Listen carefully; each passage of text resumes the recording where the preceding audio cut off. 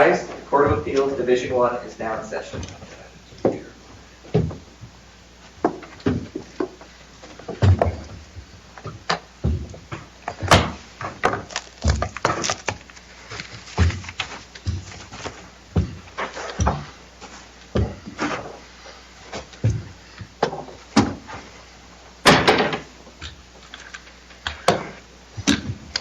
Thank you all. Please be seated. This is a time set for oral argument in our case number CACV220223, Litmath LLC versus United States Fire Insurance Company. Each side is allocated 20 minutes. If appellant wishes to reserve a portion of that time, you're free to do so, but you need to keep track of your own time at the podium clock. And out of respect for counsel and to avoid avoidable embarrassment, I would ask those in attendance to make sure that your cell phones are off so our proceedings are not interrupted. We've read the briefs, we've conferenced the case. We'd encourage you to keep that in mind as you present oral argument this morning. Proceedings are being recorded and will be posted to YouTube, so please, as you begin your presentation, start by telling us your name and the party that you represent. With that, Mr. Abney, you may proceed.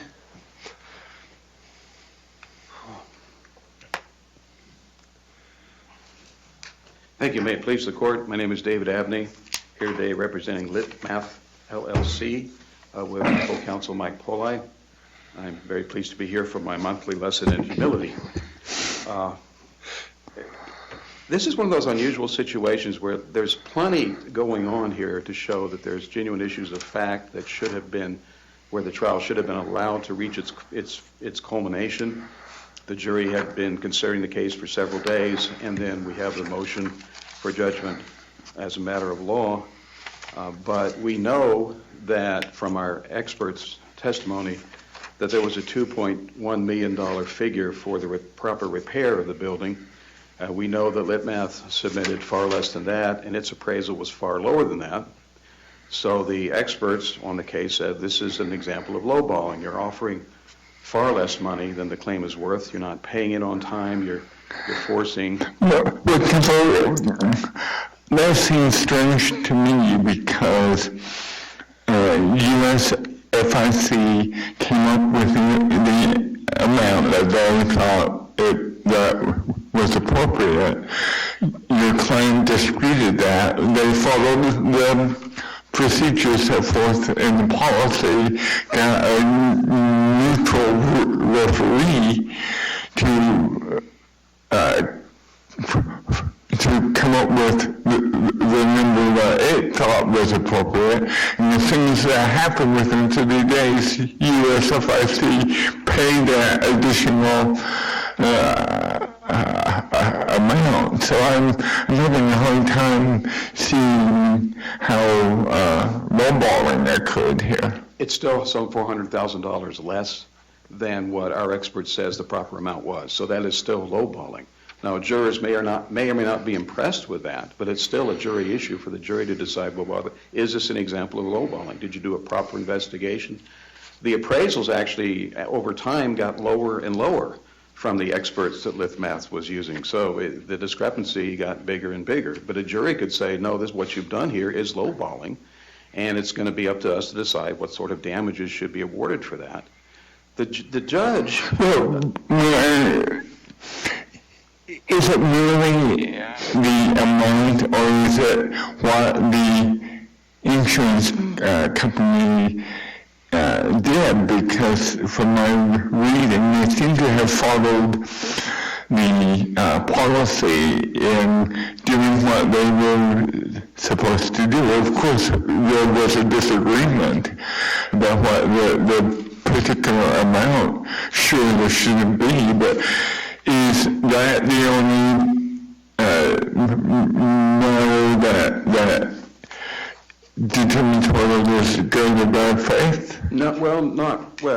Lowballing is the big problem. What the insured is allowed to do in response to the situation is confronted with is the second problem.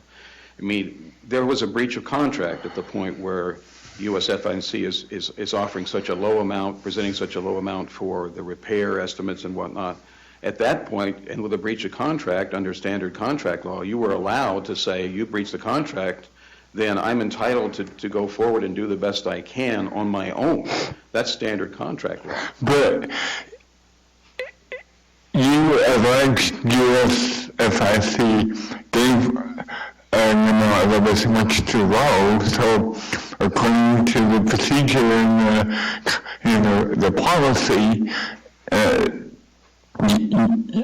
everyone agreed to go to a neutral referee, and the referee came up with a larger amount than what USFIC had initially provided, and then within 3 days they provided the difference. So as far as lowballing, wasn't that resolved by following the procedures in the policy contract? Well, these cases go on 2 tracks. One is you can still be in compliance on the contract and commit insurance bad faith. So even if USFIC is saying, well, we were in compliance with the contract, which we believe is false, that they breached the contract, you can still have a claim for insurance bad faith investigation, handling, and paying far lower and offering to pay far lower than they knew or should have known the claim was worth. And our expert on that was very clear that they had committed lowballing and other acts of insurance bad faith. It was up to the jury to decide what weight to give the evidence, the credibility, and what to do. What was the purpose then of this sort of appraisal, umpiring sort of system that resulted in another, $230,000, something like that, being paid to your client? Right, which is still way below. We started out about 780, you add 200, it's still way below the 2.1 million estimate. The purpose is and let me just interrupt you, because I've asked you a question, now I'll ask you another question, but the umpire got to RCV, and I'm just reading here, of course, of a 1.75 million and an ACV of 1.158 million, right? So, and I understand the parties weren't at those numbers, right, which I guess is not necessarily surprising, but why did they go through this if that wasn't some sort of alternative dispute resolution mechanism? Well, there's always a hope from Litmath's viewpoint that things would be adjusted properly, and they weren't. I mean, the appraisal award was still way below what their own expert had said was the cost of repair. But everything, Litmath really wasn't bound by the contract after the initial breach. At that point, as we pointed out in the brief and was pointed out at the trial court over and over, because of the breach of contract, Litmath was freed from those sorts of requirements, and it could go forward to try to do the best it could to rescue its own situation. So it decided to spend the money that it got, but they looked around to try to get somebody to repair for that money. They couldn't find any contractors, and they were in a bad place at that point. So eventually they decided to sell the building at a tremendous loss. So you keep talking about breach of contract. I didn't see that the breach of contract is in this case. The claim, as I understand it, is insurance bad faith, which is different. And this is, I understand, it's different than a breach of contract. Well, that breach of contract came in because the insurance company is saying, well, geez, you got a contract, you have to follow it, you have to do this, that, and the other, and Litmath is saying, no, not at this point. Once you breach the contract. So is a breach of contract claim still alive out there? Or are we only dealing with the tort of insurance bad faith? We're dealing with a tort in the context of a situation where the insured is trying to defend itself because, among other things, the insurance bad faith and the breach of contract. But the breach of contract isn't in this case, formally. No, it's just the background and the reason why things are going the way they are. And, of course, what really threw things off was the Well, and forgive me, how was the breach of contract claim resolved? I think this was primarily, overwhelmingly, an insurance bad faith. All right, so let's move on from breach of contract then. But we can go back to one of the main themes. The trial court is saying you can't have a lowballing claim here. Because, my gosh, you had money, you could have gone forward and done the repairs yourself, and then you could have sold the building, and you could have made lots of money.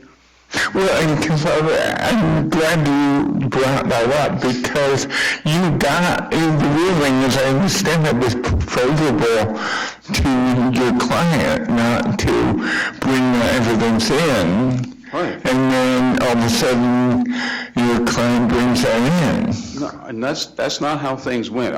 It was brought in by court ruling, and it was brought in by questioning. Remember when there was an effort to bring this stuff in, the lawyers down below for our side moved for a mistrial 14 times because that stuff the court had allowed that to come in.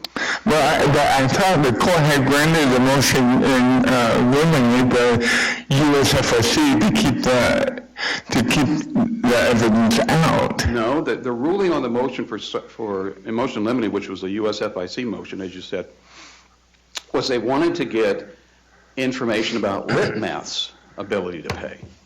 And that's fine. The examination on that would have been about 4 questions. Hi, Litmath, what are you? A limited liability company. What are your assets? I own a badly damaged building. I own an insurance policy, and I own the air, and I don't own anything else. That's it. That's all I got. Boom, you're done with the examination. But the court allowed the USFIC to rummage around it. Well, what about the owner? So they asked the owner, could you pay this? No, was that testimony, I thought that testimony was elicited on direct with Mrs. It came in under objection. Our people didn't bring that in. It came in under objection. It was the other lawyer saying, can you pay this? And that was not on direct examination? It was on, no. Well, I don't know who was asking, other than it was USFIC that was asking it. Direct cross, but it was USFIC asking, do you have the money to repair? Well, but that makes all the difference in the world.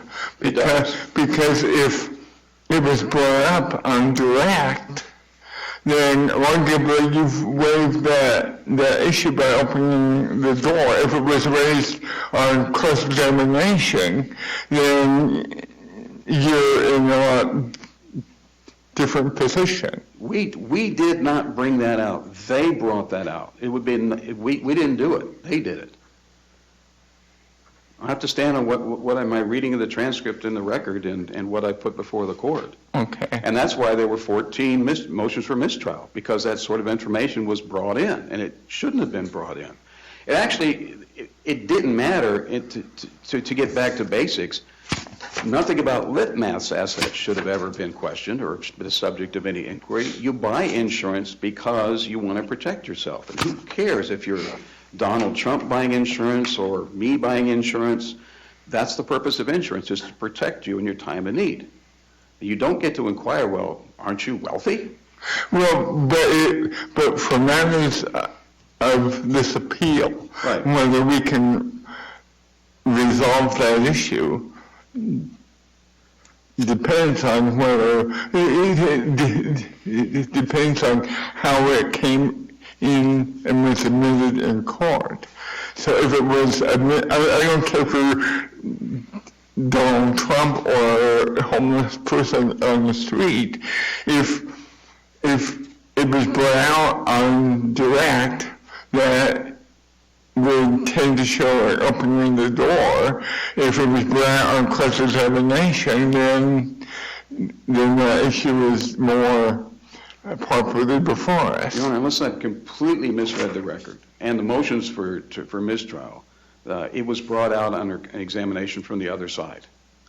And it shouldn't have been brought out at all. It shouldn't have been a subject at all, period. Under any circumstances, there should have never been any examination into the assets of the owners of the limited liability company. I mean, that's why you have a limited liability company. It's probably the strongest form of protection in Arizona law.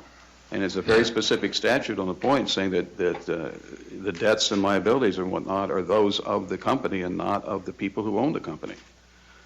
You know, it may have been good business sense for the owners to pay money. It may not have been, you know, judging the situation, but they had no duty whatsoever to pay anything in addition to what, they had no duty to pay anything for that company. The company had its assets such as they were, and it had to live or die by the assets, and If things had gone right, there would have been plenty of insurance. There was plenty of insurance available to pay for the full proper repair. I mean, it was one of those policies that, what was that odd phrase?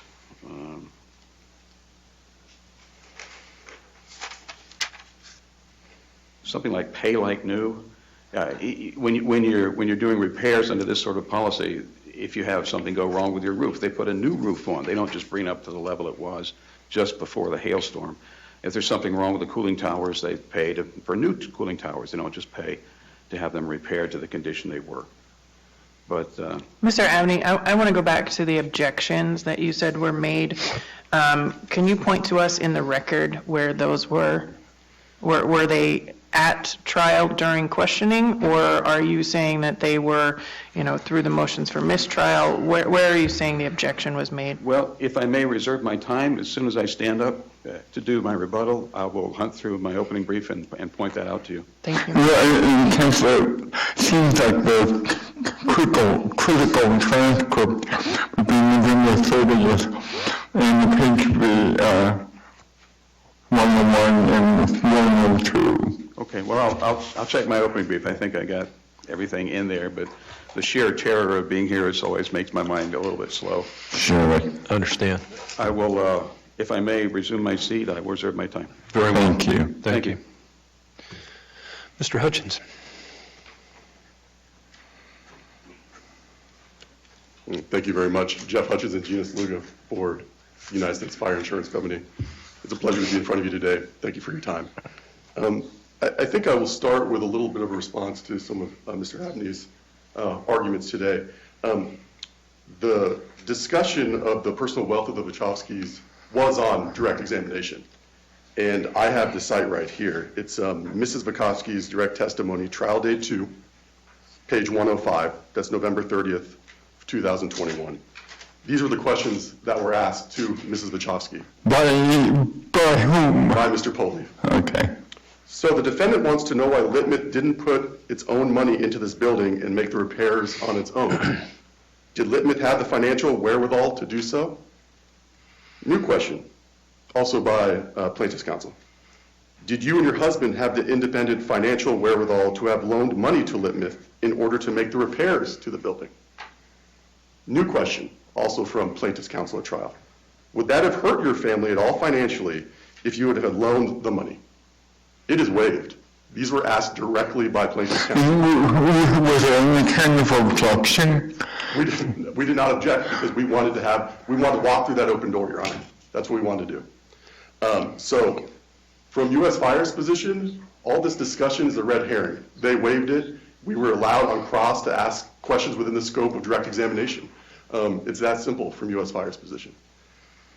In regard to the conduct that was discussed at the beginning of this case, the appraisal is exactly what it looks like when the parties, and you can imagine this happens all the time between insurance companies and insureds, sometimes there's a dispute as to the value of the claim.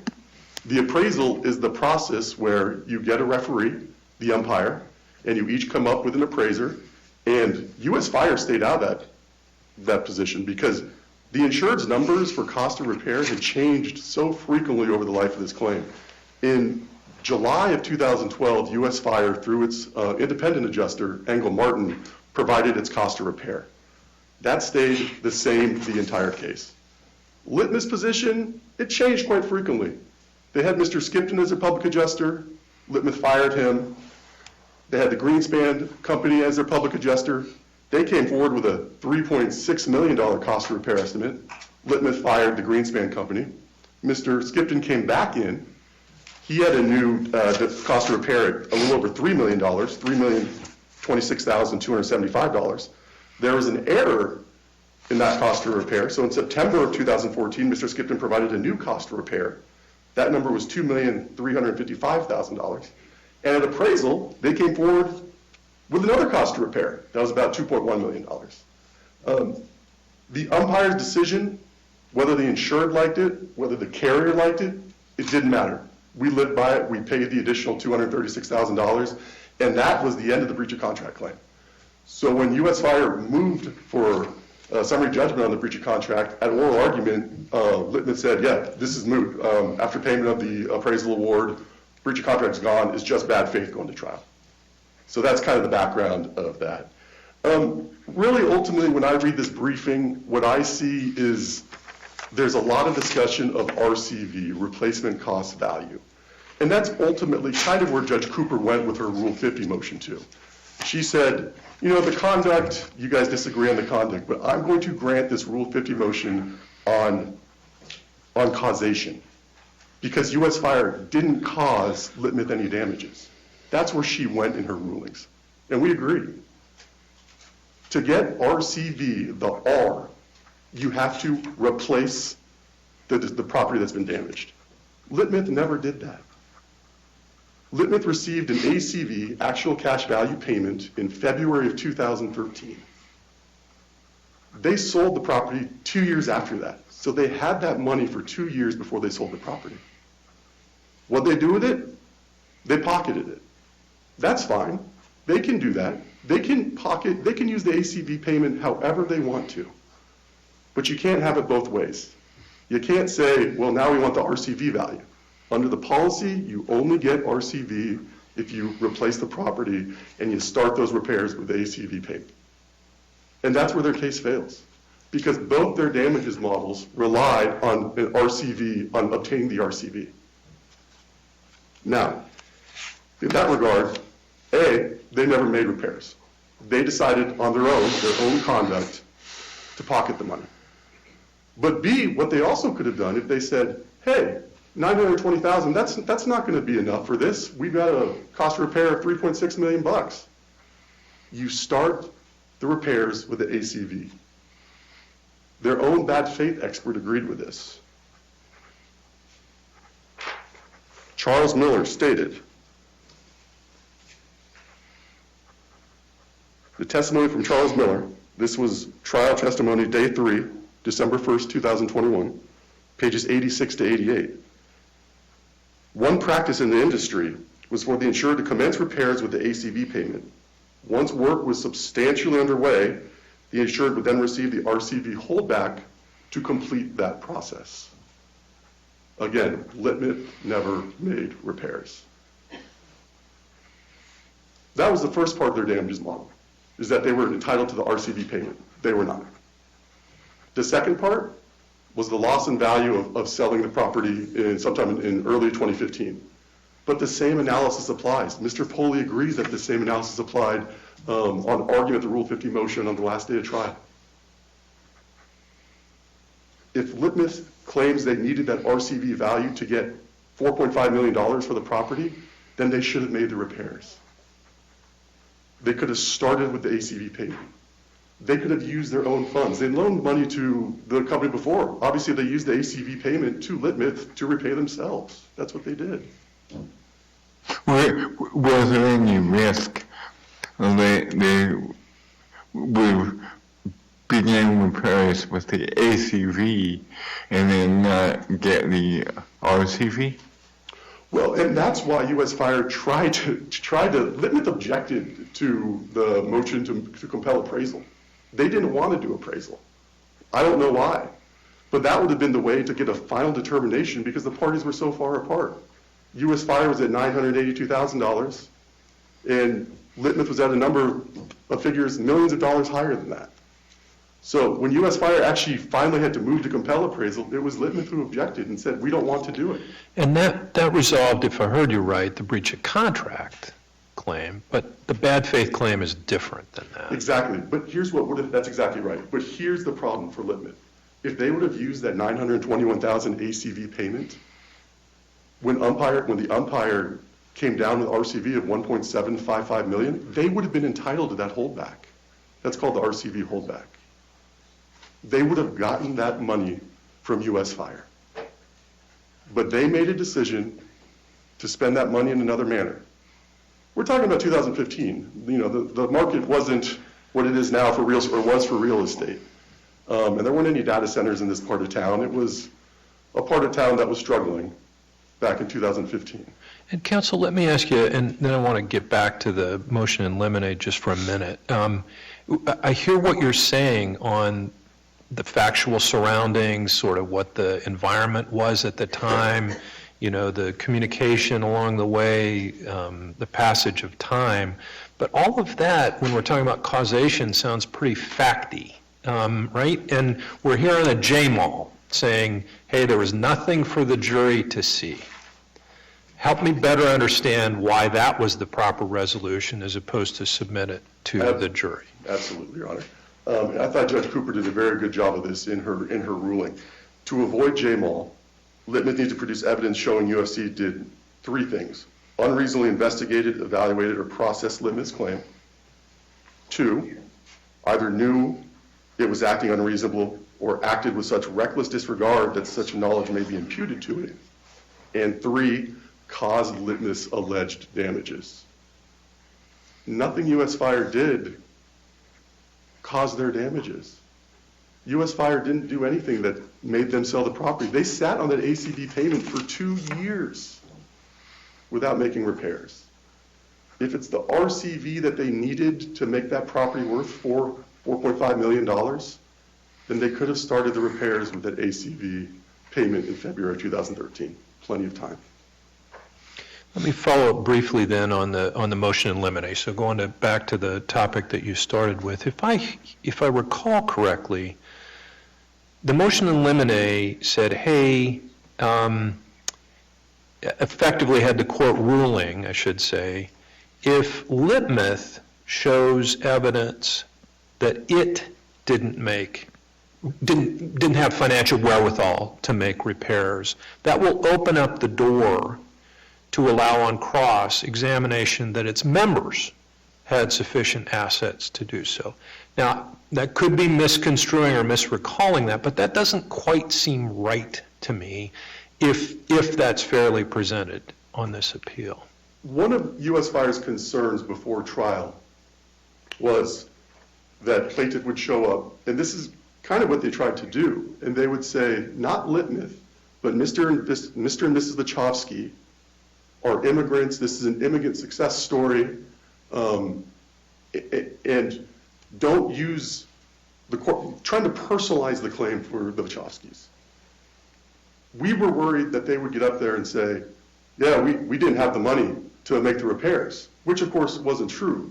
What the jury didn't know is that they had sold their company for about $30 million. That wasn't before the jury. And if we would have asked that question on cross, hey, maybe that is unduly prejudicial, but we didn't do that.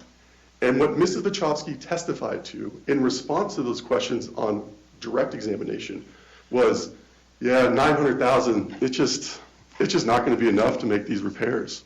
And that also opened the door to cross-examination about their personal finances. Help me with that, because Litmath was the only party, right? The members were not. Litmath was the plaintiff. It was one plaintiff, right? And the fact that Litmath either did or didn't have the financial wherewithal to make the repairs arguably could be relevant depending on how the case comes in. But for the same reason that if impecunious corporation X doesn't have the money and it's publicly traded, you can't call all the shareholders in and say, well, isn't it true that in your portfolio you have a whole bunch of other money? That ruling, now I know a lot of things passed, and you mentioned the direct examination and then the subsequent cross, but the ruling itself, when the judge says, well, if Litmath says that would open up the door for its members to be, sort of questioned on that. I don't quite get that. So here's another important point, and this was on the oral argument on the motion in limine. What Judge Cooper said was, perhaps the parties should propose a stipulation as to exactly what is going to be said. The defense, U.S. Fire, never heard anything about a stipulation on that. And then they went forward on direct examination to try to get ahead. And again, I understand what happened after. I'm really focused on what happened at that hearing, and that seemed a little broad to me. Well, I think what had also happened was now on appeal, Litmath has taken the position that Mr. and Mr. Wachowski are completely different than the corporate entry Litmath. That's not what happened at trial. This is from their opening statement. This is trial testimony, November 30th, 21, page 12 and 13. Opening statement from Mr. Pulley. Well, Ivan and Lillian don't have any expertise in insurance, and they don't have any expertise in contracting. They are not roofers. Let me briefly discuss them. They came from Bulgaria, and after the fall of communism, they are an immigrant success story. That's the story of Ivan and Lillian. They have raised their family. They have been here now, and for many decades, they are originally from Bulgaria. I could go on. But in personalizing the company, they made this case about Ivan and Lillian.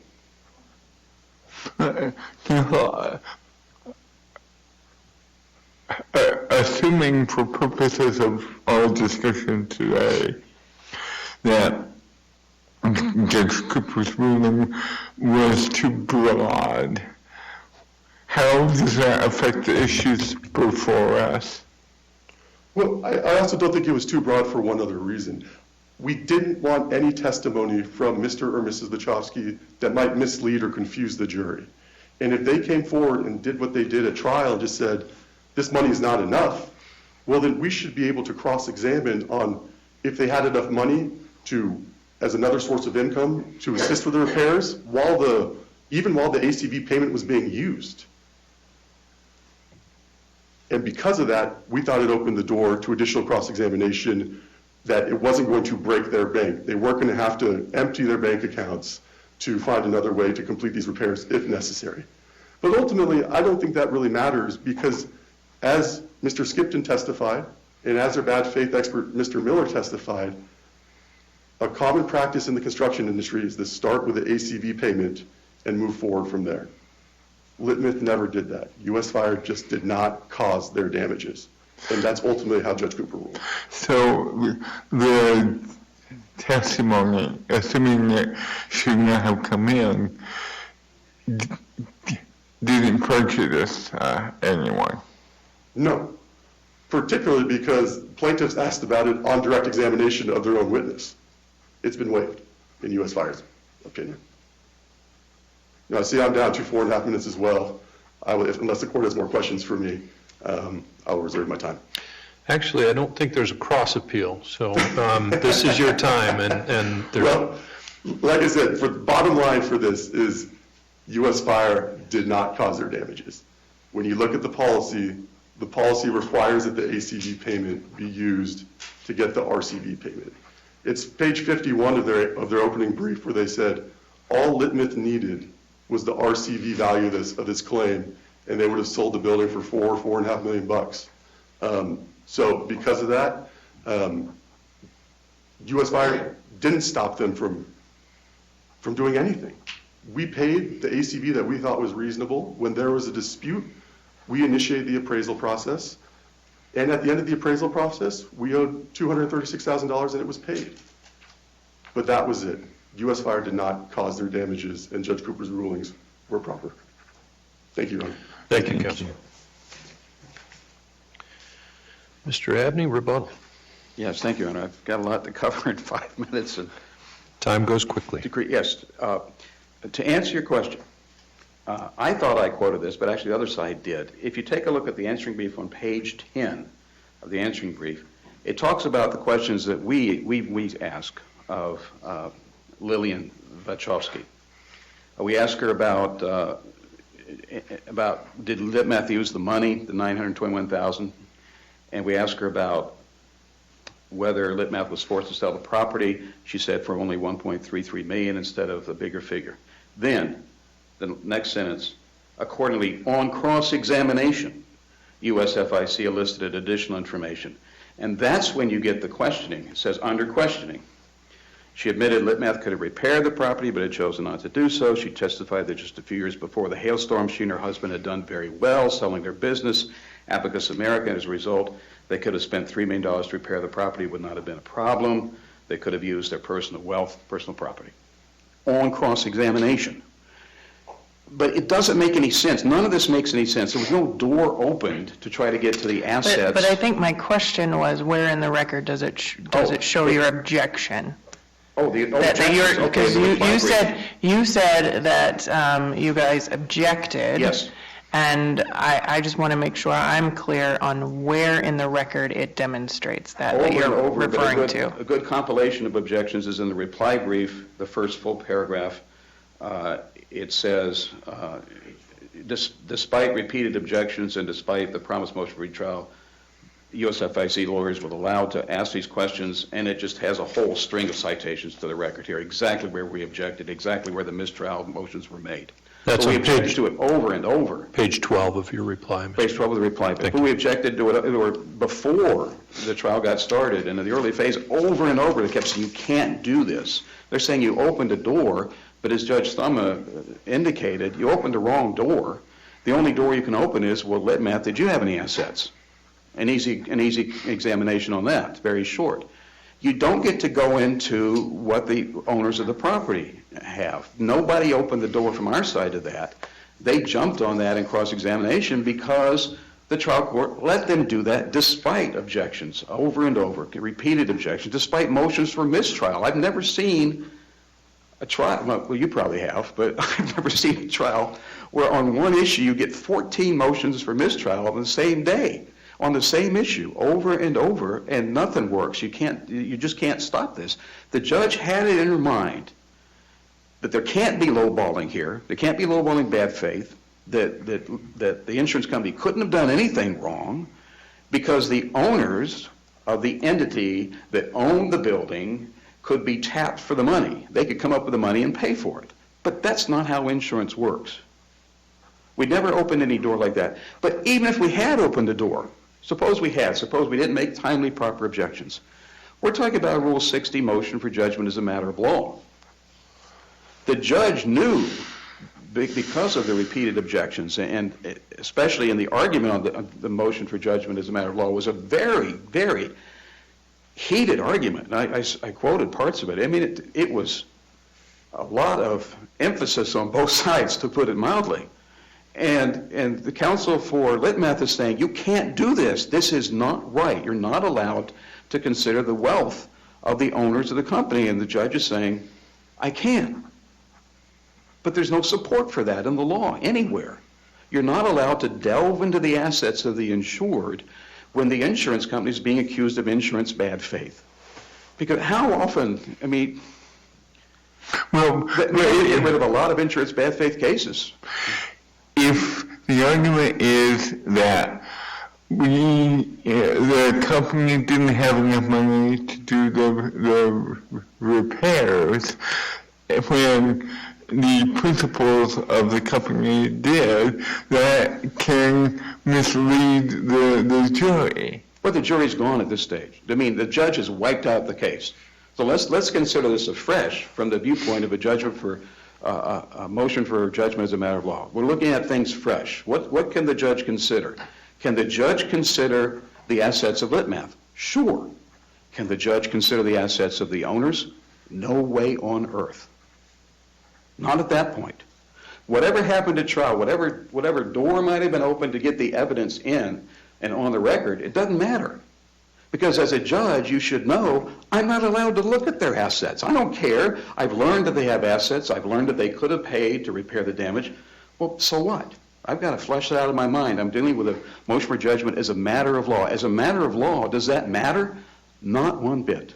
Not in this. Oh, I'm over my time. I apologize very much. Allow me to say thank you very much. Thank you. Counsel, we appreciate your briefing. We appreciate your argument today. We will take this matter under advisement. We'll issue a written ruling in due course. Court stands adjourned.